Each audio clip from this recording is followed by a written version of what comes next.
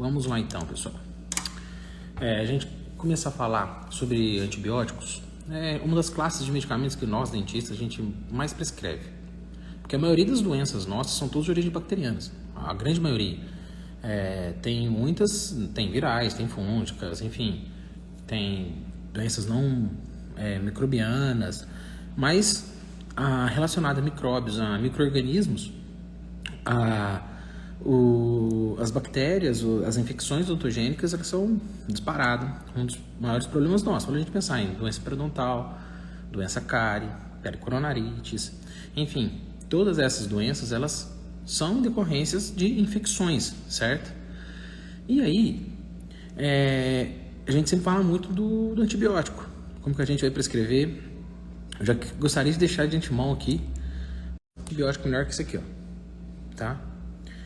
O melhor antibiótico que existe é as mãos do cirurgião dentista. Por que é as mãos dele? Diferentemente dos médicos, que se está com infecção de garganta, ele prescreve um anti-inflamatório, um antibiótico, e consegue-se ter uma boa resposta, consegue-se tratar aquela doença apenas com medicamento. Nós não. Um dente com cárie, se não intervir, não vai tratar. Um dente com doença periodontal, se não fizer raspagem, alisamento reticular, adequação de meio bucal, não vai salvar. Um dente com pericoronarite, pode até tratar a pericoronarite, mas ela vai retornar. Tem que fazer extração. Sempre, 100% das vezes, nós temos que intervir. Não existe nenhuma doença infecciosa na odontologia que nós conseguimos tratar com medicamento. A gente sempre tem que intervir, a gente sempre tem que pôr na mão, certo? Então, o melhor antibiótico que existe, a princípio, é esses dois aqui, ó. Primeiro antibiótico, tá? O resto, aí a gente começa a discutir. E por que eu falo que o melhor antibiótico é esse daqui? Porque a gente tem que ter o uso racional, a prescrição do mínimo possível de antibiótico. Só que muito se fala no uso racional. Só que tem uma outra questão. Uma bactéria, gente, que ela é resistente a determinado antibiótico no primeiro dia, ela está resistente até lá no 10º, no 5º, no 20º, no 30º dia. Ela já tem a resistência adquirida, não vai mudar. Não tem como mudar. Então, o que acontece? Essa questão do uso racional de antibióticos para evitar resistência bacteriana, ela não é tão verdadeira. O simples fato de se utilizar um antibiótico já promove a resistência bacteriana. Só usar. Não estou falando que tem que usar nas circunstâncias corretas. E aí, esse fato, do simples fato de utilizar um antibiótico, a gente já vai gerar uma resistência bacteriana. E a gente sabe que, com o tempo, está reduzindo o número de antibióticos eficazes no mercado, que a atuação deles cada vez mais está reduzindo, o espectro de ação deles não está sendo tão eficaz. O que acontece? A indústria farmacêutica, na contramão, não está desenvolvendo novos antibióticos. Uma hora a gente vai ficar na mão. Então, a gente não tem obrigação, a gente não tem outra escolha. Usar o mínimo possível e só usar em casos extremamente específicos, certo? E o termo da live, não sei se viram na thumb, que eu coloquei lá, que é o seguinte: o uso dos antibióticos além da amoxicilina. Por que eu falo além? Porque a gente vive a conversar, a maioria das vezes, o que prescreve a odontologia? Amoxicilina. O que vai prescrever? Amoxicilina. Sim, e tá certo prescrever amoxicilina, tá? Porque ela é o antibiótico mais comum, ela é um antibiótico que tem espectro de ação adequado para as patologias, para as doenças bucais. Então, ela é correta a gente utilizar. Mas nem sempre a gente pode utilizar. E aí é que é a hora que a porca torce o rabo. É aí a hora que complica. Porque você entrou com a amoxicilina e não resolveu, ou seja, aqueles micro-organismos que ali estão, eles são resistentes. Então, algum mecanismo de resistência. Ou então, não é que eles são resistentes, ou que não são do espectro de ação da amoxicilina. E aí, nós vamos ter que pensar em outras classes de antibióticos para poder resolver uma determinada infecção. Uma infecção que, a princípio, pode ser simples, mas não é. Então, quando que a gente não vai poder utilizar uma amoxicilina? A gente não vai conseguir utilizar ela, primeira circunstância, pacientes alérgicos a penicilinas. Tá bom? Então, tipo assim, amoxicilina, penicilina V, penicilina G, ampicilina, enfim, bezetacil, todos esses medicamentos que são derivados da penicilina, não pode ser utilizado. Do mesmo jeito que as cefalosporinas, seja de primeira até a 5ª geração. Por que também ela não pode ser utilizada? Por conta do anel beta-lactâmico. Então, ali é onde gera resposta de hipersensibilidade, onde gera resposta imunológica. E a gente não deve, então, usar esses medicamentos em pacientes alérgicos. Você fala que é alérgico à cefalosporina, automaticamente você já não pode prescrever uma amoxicilina. Ou ao contrário, tá certo? E aí, o que acontece? Eu também não utilizo mais amoxicilinas em infecções mais graves. Se o paciente começou já a ter uma supuração, uma drenagem, um abscesso, já está tendo uma disseminação da infecção, vamos lá. O professor perguntou aqui, Eric, primeira opção para pacientes alérgicos à penicilina seria Clinda? Sim, hoje em dia eu estou utilizando a clindamicina. Quando eu estudava, vai lá, uns 13 anos atrás, estava na faculdade, até um pouco 15 anos que eu estava estudando farmacologia, o principal era a azitromicina. Hoje em dia eu só uso a clindamicina como segunda opção, tá, Eric? E aí, então o que acontece? Nas infecções mais graves, eu já também não entro mais com a amoxicilina, porque ela também não me responde. Eu não consigo ter uma resposta. Mas você fala assim, Geraldo, mas você não entra, mas não tem nem embasamento, é porque você acha que não responde? Não. Primeiro, para eu poder justificar isso, eu vou entrar um pouco, pessoal, a respeito de microbiologia, tá? Alguns conceitos básicos, nada demais. Primeira coisa, bactérias gram-positivas e gram-negativas. Até que aqui, a amoxicilina tá beleza, porque ela atua tanto em gram-positivo quanto em gram-negativo. O problema é na hora que a gente vai para a relação dela com micro-organismos na classificação deles em relação ao oxigênio. Anaeróbicos facultativos e anaeróbicos. O que acontece? Os aeróbicos, a amoxicilina beleza. Facultativos, mais ou menos. Anaeróbicos, a amoxicilina tem uma pequena parcela, ela consegue atuar muito pouco, quase nada, em cima de anaeróbicos. E na hora que a gente vai pegar um caminho de uma infecção, vamos pensar no abscesso, fizemos extração de terceiro molar, depois dessa extração, o paciente teve infecção, depois de alguns dias começou a ter supuração, ou seja, formação de pus. E aí, esse caminho da infecção, o que é? Início, bactérias gram-positivas, aeróbicas. Depois vai evoluindo para anaeróbicas facultativas e depois anaeróbicas. E aí, esse caminho da infecção é que vai formar o pus. Porque quando a gente vê o que é o pus, ele nada mais é do que um acúmulo de células mortas, bactérias mortas, de líquido de edema, de restos de degranulação dos neutrófilos, a primeira a linha de defesa das células nossas, células mortas, enfim, aquela bagunça, tá? Então, vira aquela cavidade que é bagunça. Isso aí já é o conceito do abscesso. Então, a amoxicilina, ela não vai ter uma atuação boa nos micro-organismos anaeróbicos, tá? Então, é aí que eu tento com outros tipos de antibióticos, tá certo? E aí, nesses casos, já entro com a clindamicina. Mas aí vamos deixar isso um pouquinho mais para frente ainda, tá bom? Porque é o seguinte, além dessa relação da amoxicilina não ser tão eficiente nesses casos, metronidazol nesse caso? Sim, poderia. Você pode utilizar o metronidazol porque ele tem uma grande atividade em anaeróbicos, tá? A principal dele é essa, a principal mecanismo de ação dele. Por isso que existe a associação entre a amoxicilina com o metronidazol, tá bom? Pode se associar esses dois medicamentos, porque aí na hora que você faz essa associação, você você supre a falha da amoxicilina, vamos dizer. Só que eu gosto de utilizar a clindamicina porque eu bato já para os dois lados, tá certo? Eu já resolvo tanto a parte gram positivo e gram negativo, aeróbicos e anaeróbicos, tá bom?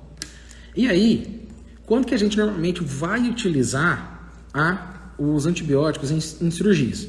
Ou a gente vai tratar uma infecção, o paciente já chegou com abscesso, por exemplo, tá? A eritromicina não seria indicado?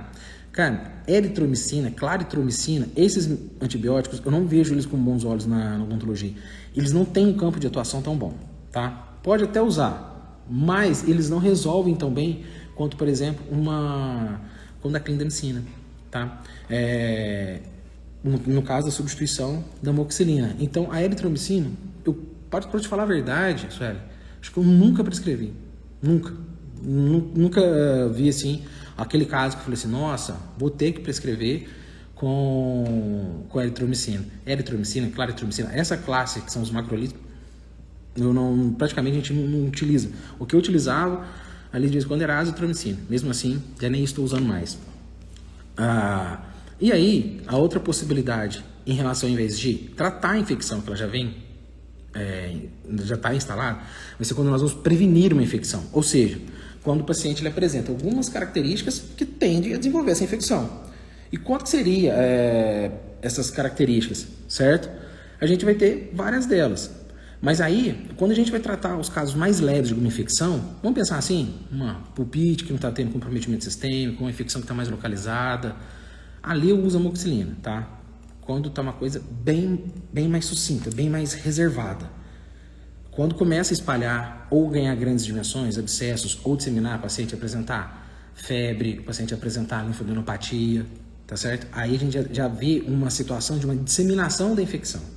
E aí eu já não entro mais com a amoxicilina, tá? Quando eu estou tratando as infecções.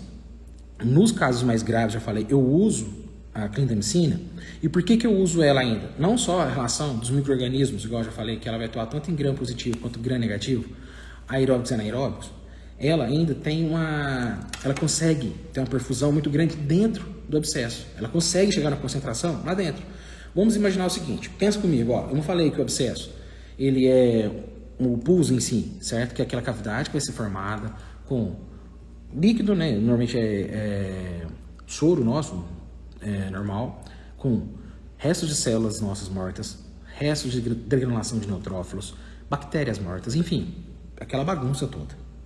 Lá dentro, imagina aquela bola assim, aqui no meio, aqui, ó, não tem vaso sanguíneo mais.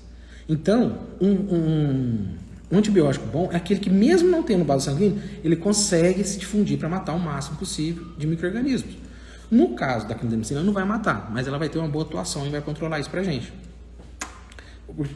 Então, quando tem um abscesso, a clindamicina consegue ter essa perfusão. Então, por isso que eu utilizo ela. Então, se o paciente chegou, fiz a extração dele, teve um alveolite, a alveolite evoluiu, passou por um abscesso, imediatamente eu já entro com a clindamicina, tá?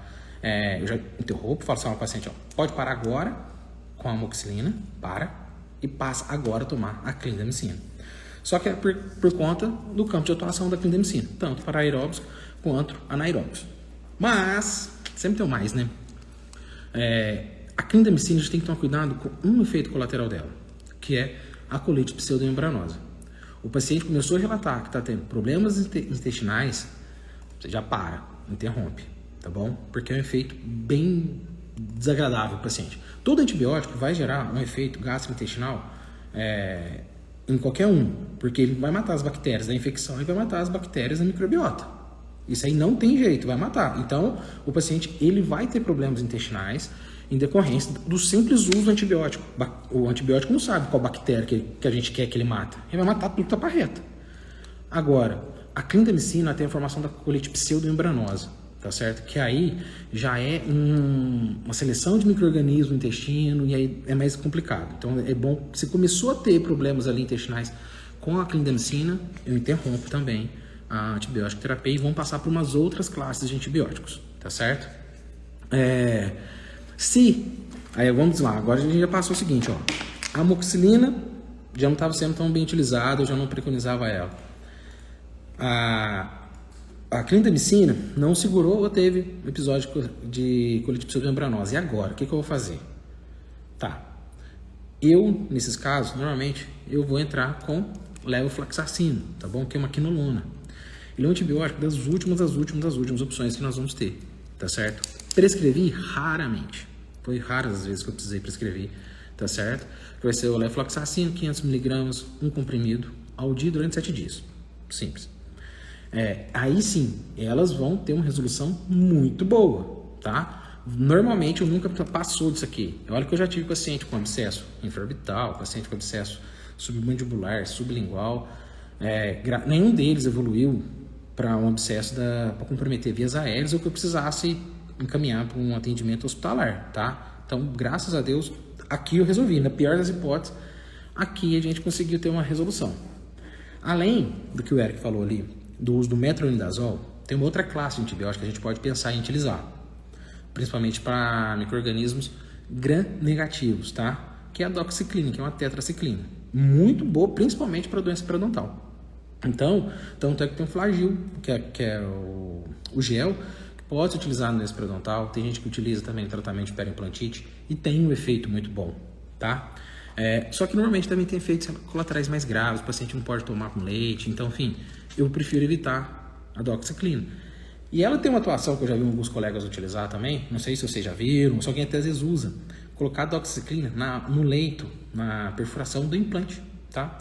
tem alguns trabalhos que demonstram que ela estimula a osseointegração. Então você vai pegar ali o Flagyl, vai colocar um pouquinho daquele gel e vai rosquear, descer o implante na perfuração com aquele medicamento, tá certo?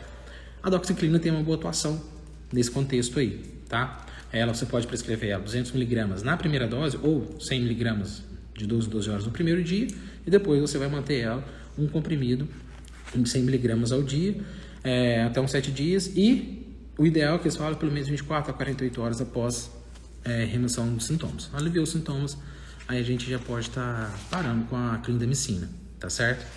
Então, ou seja, olha pra você ver como que a gente já vai estar vendo, eu já estou mostrando para vocês aqui hoje outras possibilidades de antibióticos, outras circunstâncias que quando a amoxicilina, qual o período de maturação de dox? No máximo põe 7 dias, não passa mais do que isso, porque ela tem um efeito colateral muito forte, ela tem risco de manchar a pele, quelante de cálcio, enfim, eu não gosto da doxiciclina, no máximo prescrevo ela por 7 dias, tá, Andressa? Máximo do máximo do máximo. Porque você vai ver que essa questão de tempo para antibiótico, na hora que eu for chegar lá na frente, hoje em dia já está um pouco questionável, certo? Porque assim, ó, o antibiótico, gente, ele não trata a infecção, tá? Sim, claro, vai ficar gravado assim, por alguns dias depois ela sai do ar, tá? O que acontece? O antibiótico não trata a infecção. O antibiótico ajuda. Quem vai tratar a infecção é o nosso sistema imunológico. Na hora que a gente administra o antibiótico, o que vai acontecer? Ele vai matar ou controlar o nível bacteriano, certo? Por isso que existem 2 tipos de antibióticos, bactericida e bacteriostático. O bactericida vai matar a bactéria. A amoxicilina, por exemplo, é bactericida. Então, ela vai matar, vamos pensar numa disseminação da infecção, comprometimento já de um espaço facial, submandibular, o paciente está com febre, linfadenopatia, ou seja, a infecção está disseminando. O sistema imune daquele paciente não está sendo suficiente para controlar aquela infecção. Então, o que a gente vai ter que fazer? Entrar com antibiótico, certo? Às vezes, drenagem, extração, abertura de canal, enfim. Igual eu falei, tem que atuar também, não adianta só o medicamento. E aí, beleza. Nós fomos lá, prescrevemos. A amoxicilina vai reduzir o número de micro-organismos. E na hora que ela reduzir aquele número de micro-organismos, nosso sistema imune, tá? Principalmente os neutrófilos, macrófagos, vai lá e vai começar a fagocitar e vai começar a eliminar a bactéria. Então, eles vão atuar pra gente. Eles que vão fazer esse papel. Quem vai sarar realmente a infecção é o nosso sistema imune, tá? E aí, por isso que às vezes a gente vê os casos mais graves de infecção, que às vezes vai até para óbito. Por quê? Será que o sistema imune daquela pessoa, daquele paciente, evoluiu, ajudou o antibiótico? Porque quem resolve é o sistema imune e não o antibiótico, tá? Tanto que existem os antibióticos, igual a clindamicina, que ela não é bactericida, ela não mata a bactéria, ela é bacteriostática. O mecanismo de ação dela vai atuar nos ribossomos da bactéria e não vai permitir que a bactéria se multiplique, certo? Então, como a bactéria não vai se multiplicar, quem vai atuar, quem vai controlar a infecção? O sistema imunológico, tá bom? Você costuma prescrever antibióticos só quando há sinais sistêmicos, na ausência de comprometimento sistêmico, ou só intervenção local? Olha, a respeito de quando costuma entrar com antibiótico, eu vou até abordar daqui um pouquinho para frente, tá? Na verdade, eu ia começar a abordar isso agora. Sueli, você mandou a pergunta bem no momento exato, você acertou na música. Quando que eu costumo entrar com os antibióticos, tá bom? Ou quando o paciente tem uma infecção prévia que predispõe a uma infecção pós-operatória, uma muito comum no nosso dia a dia, pericoronarite. O paciente que tem pericoronarite, a possibilidade dele ter uma alveolite é gigantesca. Então, eu automaticamente já entro com a profilaxia, eu já entro para tratar esses antibióticos prevendo isso, tá?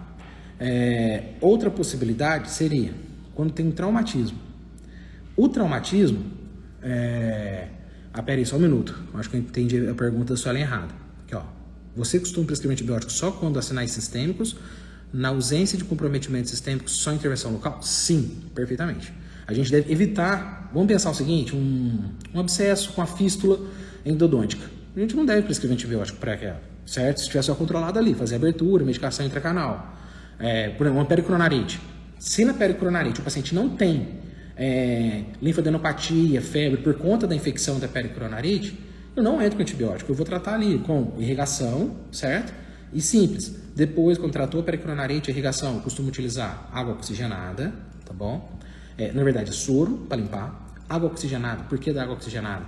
Ela vai liberar muitas bolhas de oxigênio, vai matar os micro-organismos gram-negativos, anaeróbicos, que são os mais patogênicos ali que está na pericoronarite. Depois eu limpo de novo, porque a água oxigenada é extremamente tóxica, então eu limpo de novo com soro fisiológico, depois eu finalizo com clorexidina, só com a irrigação. Assim que controlou, aí eu vou fazer a cirurgia depois, tá? Então, eu só vou entrar, Sueli, com antibiótico terapia se eu tiver comprometimento sistêmico, se eu tiver algum sinal de que a infecção está disseminando, ou que o paciente apresente alguma doença sistêmica, algum comprometimento sistêmico, uma diabetes, uma imunossupressão qualquer, tá certo? Mas, além desses casos ainda, do caso da pericoronarite que eu já expliquei, por exemplo, também tem o caso dos traumatismos. Esse traumatismo, não estou falando que eu divido ele em duas maneiras, tá? Primeiro, o tamanho da cirurgia. Vamos pensar, fazer a extração de um incisivo inferior com doença periodontal, o traumatismo é mínimo. Então, ali, se não tiver disseminação, não tiver nada, só infecção local, extraiu, curetou, removeu a limpeza, suturou, acabou. Irrigou, pronto. Agora, se a gente for fazer um protocolo com uma exposição maior, implantes, enxertos, enfim, aí já entro com antibióticos, por conta do tamanho da cirurgia, tá bom? O maior risco de infecção. E associado a isso, o tempo cirúrgico. Por isso que eu bato tanto no tempo cirúrgico, pessoal, porque já tem trabalhos que mostram que quanto maior o tempo cirúrgico, maior o risco de infecção. Então, quando a gente reduz o tempo, a gente reduz a chance de ter infecção também. E não só as questões inflamatórias, como dor, edema e trismo, tá? Que aí é a parte de inflamação que é diferente. Mas na parte de infecção, o tempo cirúrgico também é muito importante. Até porque você está promovendo uma bacteremia no paciente. A partir do que você incisou, ele está indo micro-organismo na corrente sanguínea dele. A boca era uma cavidade contaminada. Por mais que a gente faça bochechos com clorexidina, enfim, asepsia, faz toda a cadeia séptica perfeita, ainda é um leito contaminado. Ainda vai ter bacteremia, vai ter infecção, vai ter... Não falo infecção, é o seguinte, vai ter uma bacteremia que é a disseminação dos micro-organismos na corrente sanguínea. Isso aí não tem jeito. Vai acontecer. A gente não consegue controlar, a gente não consegue evitar. Então, a relação do traumatismo, que é quando eu entro, ou uma cirurgia muito grande, ou no caso de um tempo cirúrgico que se estenda além do normal. Tá joia? No caso dos pacientes com comprometimento sistêmico, obviamente a gente tem que entrar. Num paciente diabético, não tem jeito. Ele é imunossuprimido, ele já está com as condições sistêmicas deles abaladas. Um paciente transplantado, um paciente, sei lá, HIV positivo, um paciente que recebeu quimioterapia recentemente, ele tem, as células de defesa deles estão comprometidas, tá? Então a gente precisa, dessa maneira, apoiar eles, dar um suporte para a gente tentar evitar uma infecção pós-operatória. Por isso que a gente tem que entrar com antibiótico terapia, seja ela profilática ou não, mas precisa entrar. Ou quando eu utilizo também algum biomaterial. Que biomaterial? Vou fazer enxerto. Tem alguns materiais de enxerto que, além de servir para formar osso ou formar gengiva, serve como fonte de comida para a bactéria. Ou seja, ele estimula também a infecção. Então, nesses casos, eu também já entro para prevenir uma possível infecção e controlar ela. Tá joia? E para profilaxia antibiótica, nesses casos, o que eu utilizo? Eu utilizo 1 grama de amoxicilina, ou seja, 2 cápsulas de amoxicilina 1 hora antes do procedimento. Para pacientes alérgicos, clindamicina, 600 miligramas, tá bom? E a azitromicina, igual eu falei para vocês, quando eu estava na graduação, ela era a segunda opção. Eu nunca tive boa experiência com isso. Tanto é que nos últimos trabalhos que eu vi, ela não é mais a segunda opção em odontologia, não está tendo uma boa atuação. E isso foi de encontro com os meus dados clínicos, tá? Com os dados que eu tive. O que foi meus dados clínicos? Pera aí, pessoal, teve pergunta aqui que não rodou aqui para mim, tá bom? Quanto maior vazio, cirurgia, mais indicado. Isso mesmo. Ian, quanto mais for invasivo cirurgia, mais indicado antibiótico terapia. Maior vai ser o traumatismo, maior vai ser o tempo cirúrgico, tá? Então, acaba que eu preciso entrar para prevenir uma infecção ali, eu não quero que tenha, tá bom? Há os casos que a gente entra, às vezes, com antibiótico terapia profilática. Deixa eu ver que o não rodou aqui, tá, pessoal? Por isso, ficou algumas perguntas aqui que eu tô dando uma... Não, beleza. Tá, agora aqui já foi. Então, o que acontece? Então, eu não prescrevo azitromicina porque, às vezes que eu precisei dela, eu sempre tive problema. Ou seja, às vezes eu entrei com uma paciente que fiz uma cirurgia com risco de infecção, alérgico à amoxicilina, entrei com a azitromicina, depois eu tive que entrar com a clindamicina. No final eu falei, quer saber? Laxidante, azitromicina. Só não dá problema. Então, parei, nunca mais utilizei, também reduziu muito meus problemas, tá certo? Eu não sei, alguém aí costuma utilizar azitromicina? Se alguém costumar utilizar, Manda aqui para mim, manda uma mensagem aí, deixa eu ver como é que é, fala se tem bons resultados ou não, ou se acontece a mesma coisa, dá um norte aí, porque essa troca de informações é muito importante entre clínicos, sabe? De ter assim, ó, eu utilizo tal medicamento, eu utilizo tal, porque num contexto geral, pessoal, também não tem muita coisa assim, tem situações que não tem um certo ou errado, tem a conduta clínica, certo? E se os dois resolveu da mesma maneira, se eu resolvo com clindamicina e o outro com amoxicilina e metronidazol, resolveu a infecção, o que importa? Acabou. O que é importante é resolver. Resolvendo, show de bola. Os dois estão certos, não tem ninguém errado nessa situação. Tá? E aí, o que acontece? Hoje em dia, na literatura, tem alguns professores, algumas coisas que eu já vi, que falam a respeito do tempo de medicação. Por isso que eu não lembro quem foi que perguntou para mim aqui agora a respeito do tempo de medicação que eu mantinha a doxiciclina. Foi a Andressa. Eu não consigo ver se ela está na live ainda. Aí, Andressa, o que acontece? O tempo de antibiótico hoje em dia já é questionável, tá? Por conta dessa questão. Se você entrou com antibiótico, passou 3, 5 dias, não tem nenhum sinal de infecção, está tudo controlado, já está tendo epitelização, já está fechando, não justifica manter mais e apenas intoxicar e selecionar mais bactérias. E a sulfabactrim, sempre uso ácido. Sempre uso ácido. Peraí, eu não entendi. Você é alérgica a amoxicilina e sulfabactrim e sempre usa azitromicina. E responde bem, Letícia? Nunca teve problemas aqui. Show de bola, mas em odontologia você já usou infecções odontológicas, siso? Você teve essa mesma resposta? Porque assim, gente, sinceramente, era eu prescrever, pra mim era batata. Era problema pra mim. Eu sempre tinha problema com a azitromicina, por isso que eu parei. E aí, o que acontece, pessoal? Já tem na literatura, igual eu falei pra você. De 3 a 5 dias pode interromper os antibióticos. Só que assim, e a justificativa deles é aquela que eu passei no começo da aula, que eu estava falando aqui no começo da live. Aquela bactéria que ela é resistente no primeiro dia, ela é resistente no 10º, no 5º, no 3º, no 10º. E quem vai controlar, quem vai matar aquela bactéria vai ser nada mais, nada menos que o sistema imune. O sistema imunológico que vai controlar. Então, eles falam que não tem necessidade de manter tanto tempo antibiótico mais. Aquele conceito de antibiótico de 7 dias, ele já está indo por terra. Mas, eu, Geraldo, sim, eu confesso para vocês, tá? Tem coisa que a gente vê, mas eu sou sincero, eu tento jogar real mesmo para os meus alunos. Eu não gosto de, na literatura falar isso, mas no meu consultório eu estou fazendo diferente, tá? Aí não. Eu ainda prescrevo 7 dias, eu não sinto com segurança para cortar um antibiótico antes. A não ser que o paciente volte com 3, 5 dias, eu faço uma avaliação nele que ele está muito bem, muito perfeito. Mesmo assim, eu ainda fico com receio, eu não gosto, eu não me sinto bem em... Alguma coisa me diz para não reduzir o tempo de antibiótico, tá? Então, assim, aí vai de cada um. Mas se você quiser passar para 3 a 5 dias, você já tem embasamento na literatura. A experiência clínica é diferente. E eu não tenho essa experiência clínica porque eu ainda não me sinto seguro para fazê-lo, tá bom? E ainda a respeito de antibióticos, uma doença rara, mas que a gente sempre tem medo, nós dentistas principalmente, que é o caso das endocardites bacterianas. As endocardites bacterianas, o que acontece? Um paciente que ele tem uma cardiopatia, essa cardiopatia ou pode ser já uma histórica já de endocardite que o paciente já teve, ou normalmente são cardiopatias físicas, nas válvulas cardíacas, tá certo? Próteses, enfim. Antigamente era uma lista gigantesca, tá?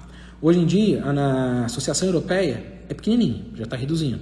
E a tendência é reduzir cada vez mais, tá? Porque eles estão vendo que não é tão eficaz assim. E quando precisa fazer o protocolo de profilaxia para endocardite bacteriana, é 2 gramas de amoxicilina uma hora antes do procedimento. Deixa eu só ver aqui, antes de eu continuar, deixa eu ver a pergunta da Suelen. Às vezes a gente prescreve só 5 dias e o paciente fica guardando antibiótico que sobrou para usar por conta própria. Passa logo 7 dias. Tem essa questão também, né? Que a gente fala que é a farmácia caseira, né? Então, é que eu penso que é o seguinte, gente, você já passou antibiótico, você já selecionou bactérias ali, de qualquer maneira, tá? Até porque depois de um certo tempo, essa resistência bacteriana, ela é eliminada, tá bom? Não é assim também. E aí, de 2, de 5, de 3, para 7, eu acho que não é. Eu acho que o que a gente não pode fazer, pra gente ter esse controle da resistência bacteriana, é prescrever antibiótico qualquer coisa. Aí o paciente chegou lá com a gengiva um pouquinho vermelhinha, não entra o antibiótico. E você não fez uma raspagem, por exemplo. Então, assim, isso que não pode ser feito. Lembrar, o melhor antibiótico que existe na odontologia ainda são as nossas mãos.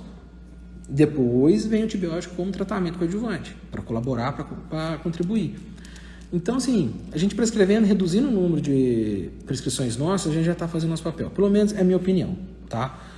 De 5 dias para 7 dias, eu concordo que a Sueli não vai fazer e eu também não sinto segurança. Parece que a gente, sei lá, sabe quando algo te diz para não fazer? Eu acabo que eu não faço. Por isso que eu acabo passando 7 dias ainda. Tá joia? E a alternativa da amoxicilina com 2 gramas para tratamento, para prevenção da endocardite bacteriana, ou a clindamicina 600 miligramas, novamente. Salve, Paulo. Grande. Aí, o que acontece? Vamos lá. É indicado para paciente cardiopático, eu já falei, tá certo? O que acontece? Igual tem o questionamento do tempo dos antibióticos, tem uma questão que é o seguinte: o tratamento da profilaxia antibiótica ela é questionado. Por quê? Primeiro, vamos pensar no mecanismo de ação dos micro-organismos, tá? O antibiótico de eleição, o antibiótico recomendado para fazer a profilaxia antibiótica é a amoxicilina, correto? Então vamos lá, 1 grama, 2 gramas de amoxicilina para a gente tratar, ou que seja endocardite bacteriana, qualquer tipo de infecção. Aí você vai e passa. Só que, embora ela seja bactericida, a ação dela para matar a bactéria, ela só mata na hora que a bactéria entra em divisão celular. Porque ela vai atuar lá na membrana plasmática da bactéria. Então, ela tem a cápsula, na hora que ela abrir a cápsula para fazer a divisão, a amoxicilina consegue entrar e matar ela, tá?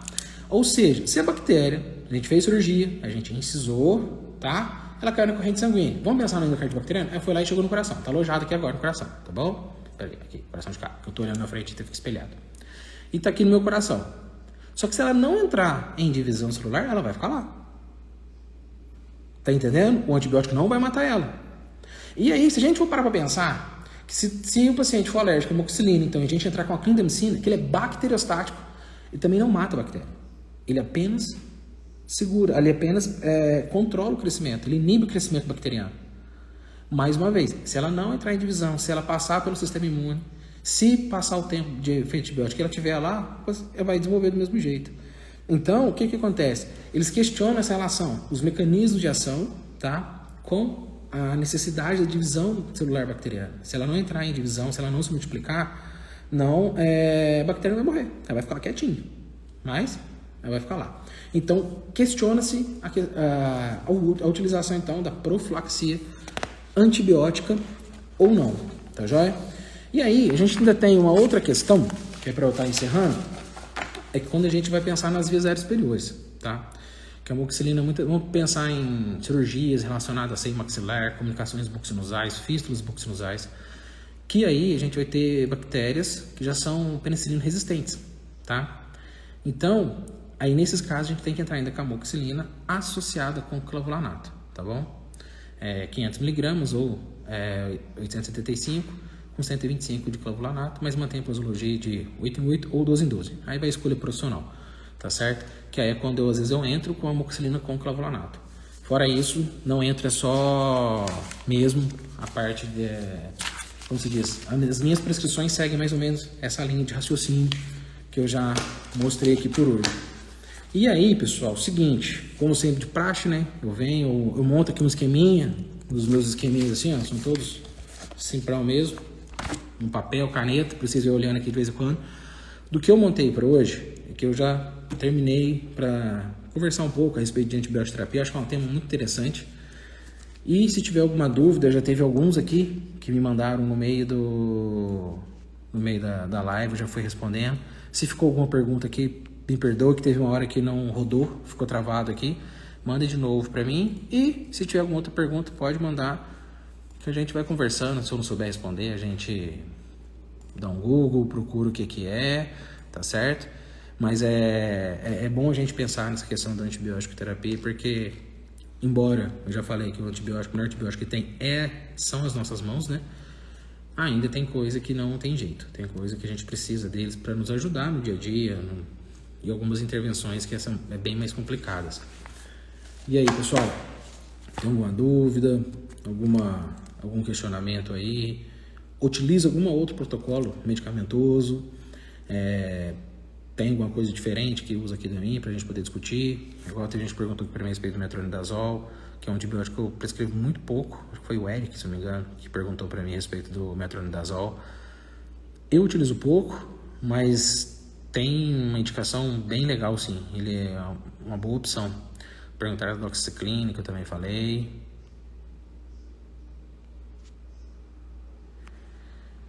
Olha, paciente grávido é complicado. Paciente grávida, eu entro com amoxicilina, tá? Porque ainda acaba sendo um antibiótico mais seguro. Gestante, primeiro que já é difícil de a gente tratar, porque o obstetra não libera tratamento fácil. Eu não sei na realidade de vocês aí. Eu já tive paciente aqui com problema endodôntico e o médico manteve ela à base de paracetamol até depois da gestação. E falou, não pode tratar, não pode tratar. Aí eu tenho que ficar naquela briga. Mas precisa, que sei lá, aquela mais... Eu não entro na briga, sabe? Eu falo assim, ó, eu tô aqui para atender. Eu sei o protocolo, eu sei o que eu vou fazer, tá? Entro com amoxicilina. Se a amoxicilina, se ela for alérgica a alguma coisa, aí eu entraria com a clindamicina, que eu não tenho outra opção. Mas é evitar, tá? Graças a Deus, eu agradeço muito por não atender gestantes por conta da situação. Eu acho que é uma situação desagradável pra gente. Desagradável pelo ponto de vista que, assim, você fica sempre amarrado. E o obstetra, ele sempre fala assim, você não pode tratar, você não pode fazer, você não pode tomar tal medicamento. Então a gente fica, assim, muito suscetível, sabe? E se a gente fala para o paciente que precisa tratar, parece que a gente está fazendo algo de errado também. É uma sensação que eu tenho, tá, pessoal? Então, assim, não sei se vocês também têm esses problemas a respeito de gestantes. Se tiver, também é bom me falar, porque eu, particularmente...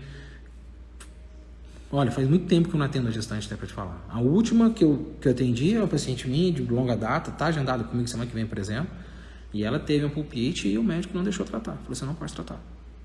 E ela falou para mim, Geraldo, ele não permitiu, eu vou ficar desse jeito. Eu falei assim, então tá. Eu ia brigar com ela. Quem quer ganhar a discussão? Eu ou ele? Ela ia acreditar em quem? Em mim ou nele?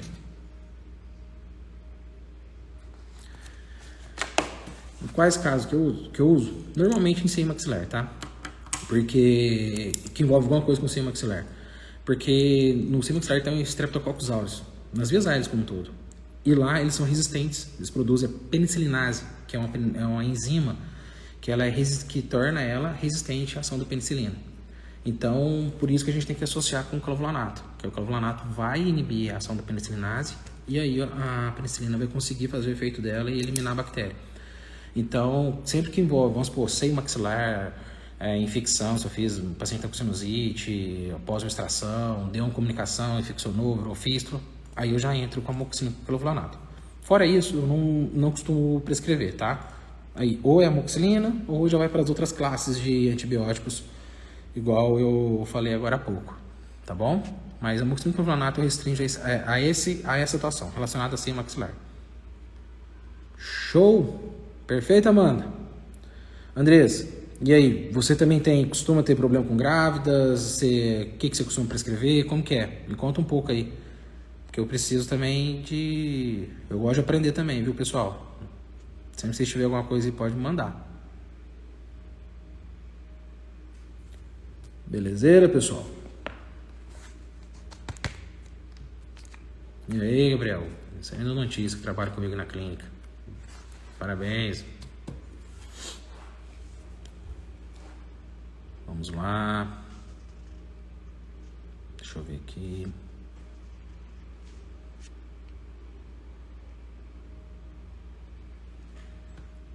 Beleza. Andressa, mas quando você passa azitromicina para gestante, você costuma dar um efeito bom, consegue resolver bastante as infecções? Igual eu falei, eu sempre tive azar com a azitromicina, eu nunca consegui ter um efeito bom com ela. Tanto que eu parei de prescrever, eu nunca tive um sucesso bom com a azitromicina. Eu sempre achei muito estranho isso. Falei, gente, todo mundo, azitromicina é bom, azitromicina resolve. Era eu passar, era da infecção, não resolvia. Se eu entrava com o paciente com infecção, também não resolvia. Como que é? Fala um pouquinho pra mim aí, dessa questão sua aí, aí na unidade básica.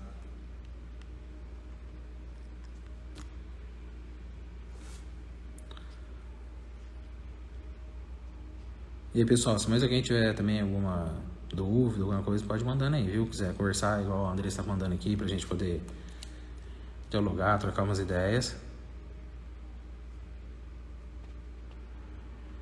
Também, Paulo, tem um sucesso bom? Cara, eu vou te falar, vai fazer uns bons anos que eu parei de usar azitromicina. Eu nunca consegui ter um... Era eu passar, ele me dá problema. Mas que legal, cara, bom saber. Porque assim...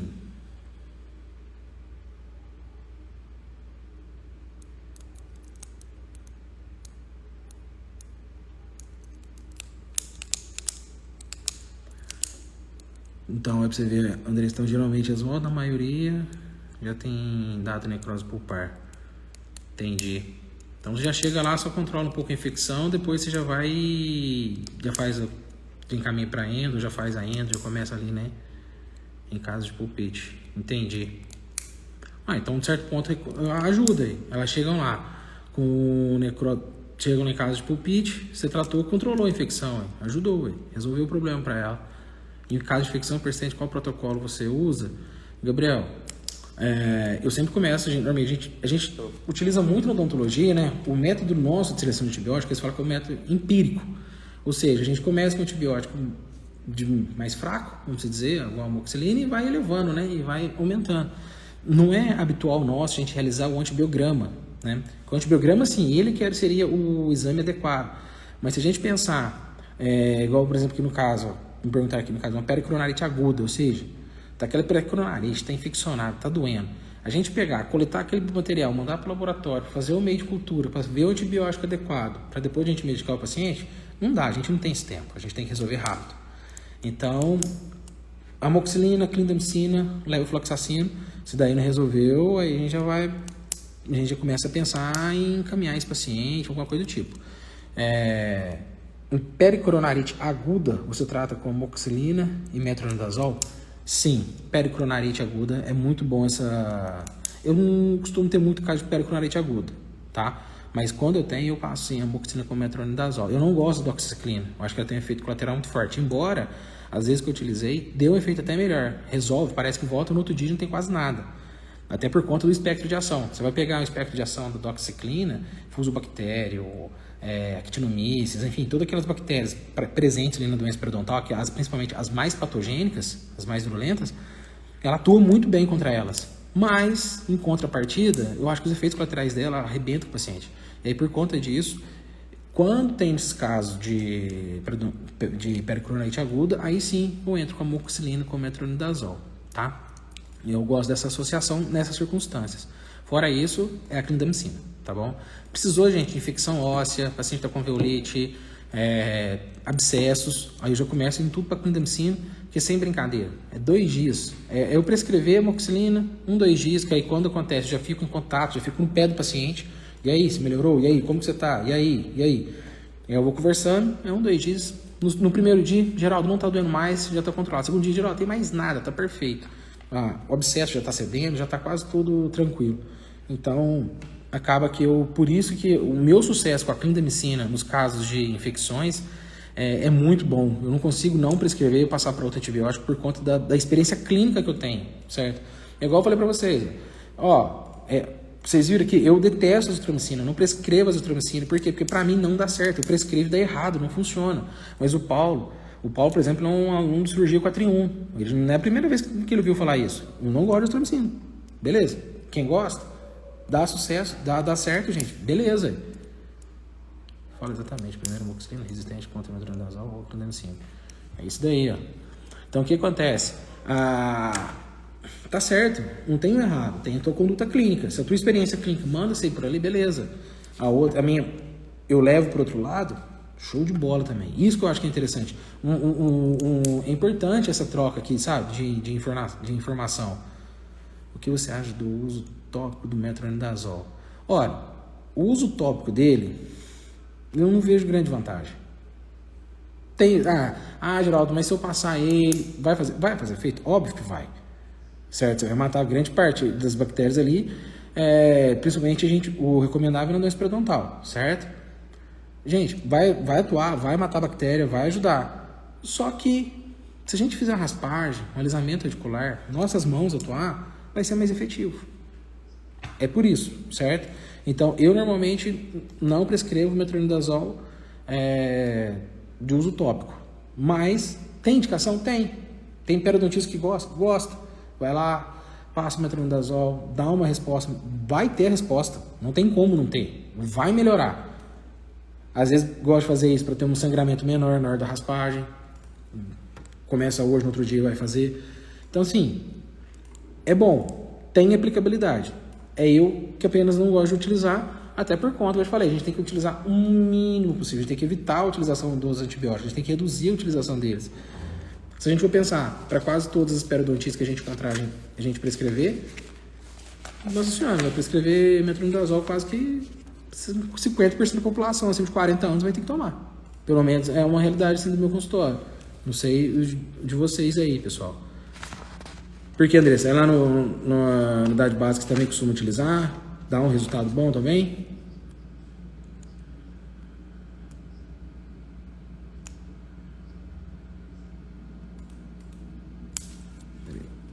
O metronidazol não é para bactérias anaeróbicas? Não? Ué, eu sempre soube que era para bactérias anaeróbicas. Tanto que ele é associado com a amoxicilina.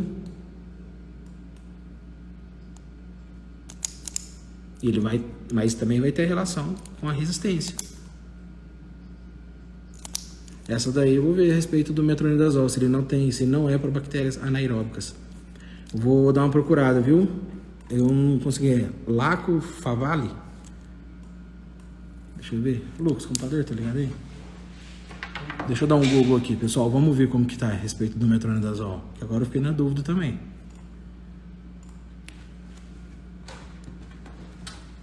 Deixa eu dar uma procurada aqui. Pra tu tá?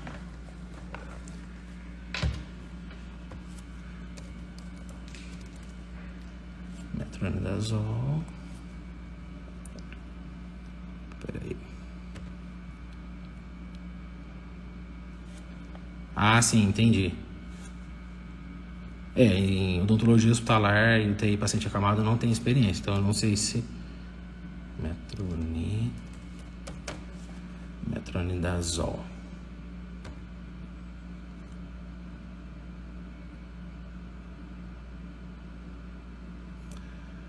Deixa eu ver aqui o espectro de ação.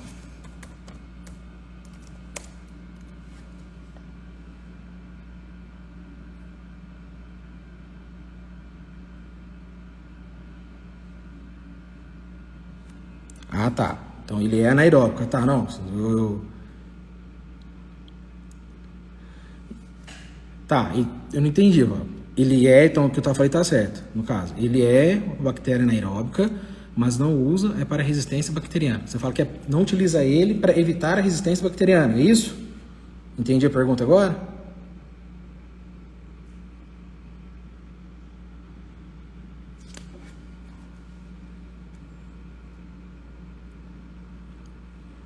Vamos ver aí.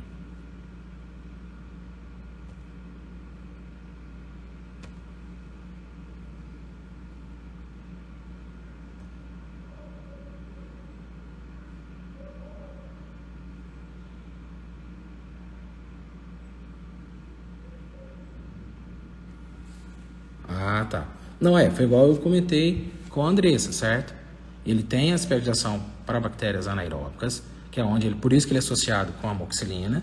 E igual eu falei para a Andressa, eu não costumo utilizar ele na forma tópica, igual ela utiliza lá na UTI, no tratamento acamado, por conta disso, para evitar uma resistência bacteriana, que eu não vejo necessidade. Eu prefiro fazer a raspagem supra e subgengival.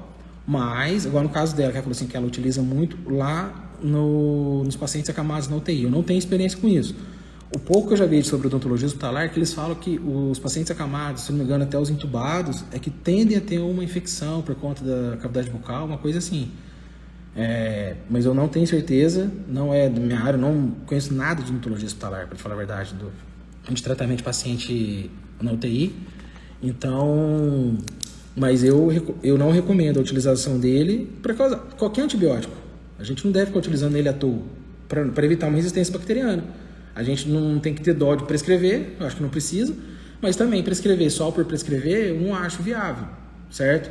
Eu acho que assim, tudo tem que ter embasamento, tem que ter justificativo. Prescrever igual, sei lá, para doença periodontal, o tópico, não vejo necessidade. Para evitar justamente uma resistência bacteriana, se a raspagem de alisamento radicular vai resolver o problema. Certinho, Laco? É isso mesmo que falo? Laco Favale? É isso? Mais alguma dúvida, pessoal?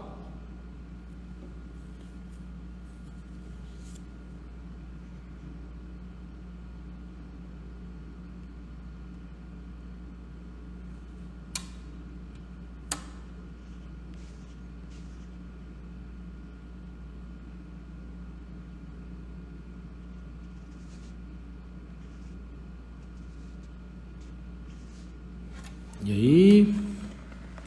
Tudo tranquilinho?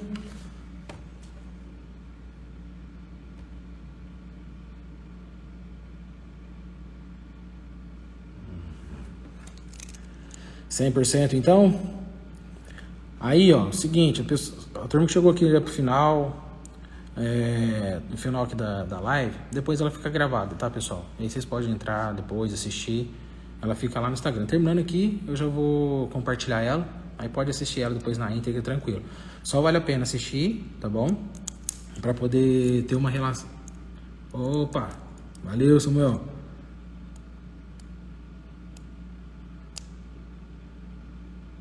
Sério, você fala a respeito da pericoronarite? Eu acredito que deva ser, foi o que eu falei da água oxigenada, né? Eu utilizo ela em duas circunstâncias, na pericoronarite e na veolite, tá? Tratamento para as duas. Mas não só elas não. Nesses dois casos, eu uso soro primeiro, para tirar restos alimentares, sujeira, dar uma debridada ali, limpada.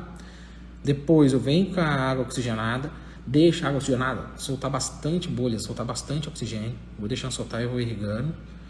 Depois eu venho com um soro fisiológico bem forte, causando um turbilhão forte dentro do alvéolo ou na região do capuz pericoronário. E depois eu venho com a clorexidina. A clorexidina eu venho e deixo e finalizo. Que eu já deixo tudo limpinho, tudo certinho, elimino grandes bactérias anaeróbicas, tá? E a clorexidina vem depois e faz a atuação dela também, eliminando mais bactérias que sobraram ali ainda. Então, 10 volumes, tá? Oxigenado 10 volumes. E resolve muito, gente. Nossa, alveolite, quando acontece, quando eu preciso usar, eu uso. Cara, abrir, curetar, colocar medicação, não utilizo, tá? É muito... Resolve demais essa sequência de irrigação. Eu não tenho uma quantidade, tá? 5, 10, 20 milímetros. Eu pego uma seringona lá de 20 milímetros e jogo lá dentro. E deixo limpar bastante, sem dó, tá bom? A quantidade não é o importante ali, porque vai irrigar, vai sair e vai limpar, tá bom? Show, valeu, Suelen. Deixa eu ver que teve alguma outra coisa que eu ia abordar aqui. Beleza, 10 volumes. Perfeito. Show de bola. Então, pessoal, olha só. Só dando mais um recado. Já são centenas de pessoas, tá? Que já se inscreveram. A gente tá batendo, eu acho que hoje, eu acho que bateu até mais já de 1.000 inscritos pro mini curso. Vai lá, faz inscrição, o link tá na bio. Você vai lá, faz inscrição pro mini curso cirurgia oral menor, de cirurgia de terceiros molares, tá? Que vai ser no dia 19 ou dia 21, vão ser 3 dias de aulas bem legais, bem intensos, vai ter planejamento, vai ter de tudo lá. É um planejamento bem legal, esquemático, radiográfico, tomográfico, enfim, o que você não deve fazer na cirurgia. Então, se alguém estiver aqui na live e ainda não fez inscrição, corre ali na bio, faz a inscrição, entra no grupo do WhatsApp, tá bom? Lá na comunidade, que a gente vai informando, e eu vou continuar com essas lives aí até lá, para eu poder estar sempre buscando trazer o máximo de informações para vocês, para que naquele dia, no dia do mini curso, vocês estejam o mais robustos possível, tá? Eu tenho batido bastante nessa tecla. Discussões, conversas com essa daqui, eu acho muito importante, porque acaba que me enriquece também, tá? A principal maneira que eu já vi de aprender é ensinando, tá? Não existe outra maneira. Então, Igual aqui, eu estou ensinando vocês, estou aprendendo. E eu tenho um fracasso com a azitromicina, mas olha quantas pessoas que tem. Será que talvez agora, às vezes, me encoraje se precisar daqui um tempo eu usar, entendeu? Isso é bom, a gente não pode ser tão fechado. Essa troca de informação é bem legal. Em exodontias com lesões, qual a melhor indicação? Dox ou Clinda? André, você está falando no caso de se tem lesão, eu só tenho uma lesão, vamos supor assim, tem uma lesão periapical ou uma lesão periodontal. O que acontece? Eu ainda não entro com antibiótico, tá? Se tiver localizado, curetagem, irrigação com soro, fecho. Só isso. Se agora essa infecção já tiver uma disseminação, paciente com comprometimento, aí nesses casos vai depender do grau dessa infecção, o grau desse comprometimento. Se for uma infecção mais leve, um pus, alguma coisa ali achar que possa ter, eu entro com amoxicilina. Se eu já ficar um pouco mais cismado, eu já entro com clindamicina. Doxiciclina, eu falei pra vocês, quase nunca uso. A minha sequência de antibióticos, assim, para ser bem resumida, vai ser amoxicilina, clindamicina, levofloxacina, certo?